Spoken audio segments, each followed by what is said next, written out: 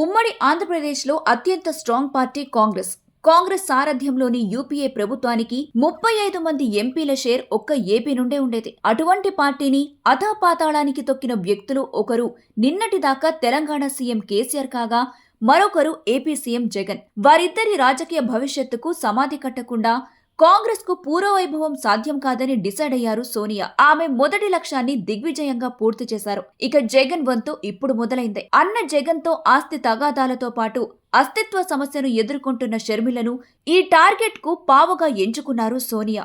జగన్ ను ఓడించడమే లక్ష్యంగా ఆమెను ఏపీలో బ్రహ్మాస్త్రంగా ప్రయోగించబోతున్నారు సోనియా ఆశీస్సులతో ఏపీ కాంగ్రెస్ పగ్గాలు చేపట్టబోతున్న షర్మిల ఆపరేషన్ మంగళగిరితో పని స్టార్ట్ చేశారు. 50-60 సెట్టింగ్లను మార్చి మళ్లీ అధికారంలోకి రావాలని సీరియస్ గా స్టెప్స్ వేస్తున్న జగన్ కాళ్లకు అడ్డుపుల వేశారు. మంగళగిరి ఎమ్మెల్యే రామకృష్ణారెడ్డిని కాంగ్రెస్ వైపు తిప్పడం ద్వారా బిడ్డా జగన్, నీ అసమ్మతి ఎమ్మెల్యేలకు మేం అండగా ఉంటామని చెప్పకనే చెబుతున్నారు. కాలం కలిసొస్తే సీఎం కావాల్సిన వ్యక్తి లోకేష్. అటువంటి శక్తిని మంగళగిరిలోనే మట్టుపెట్టి రాజకీయంగా భవిష్యత్ లేకుండా చేయాలని జగన్ ఆలోచన. దీంతో ఈసారి ఎలాగైనా గెలవాలని అన్ని ప్రయత్నాలు చేస్తున్న లోకేష్ కు ఇప్పుడు కొత్త అక్క షర్మిల దొరికింది. జగన్ పై పాగా ప్రతీకారంతో రగిలిపోతున్న ఈ యువ నాయకుడికి నేనున్నానంటూ ఆపన్నహస్తం చాచింది షర్మిల. తమ్ముడు నిన్ను ఎమ్మెల్యే చేస్తున్నా అని చెప్పకనే చెబుతూ క్రిస్మస్ గిఫ్ట్లు కూడా పంపింది. మరుసటి రోజునే ఆపరేషన్ మంగళగిరి స్టార్ట్ అయిపోయింది. మొత్తానికి సోనియా, షర్మిల, లోకేష్ ముగ్గురి లక్ష్యం ఒక్కటే. అదే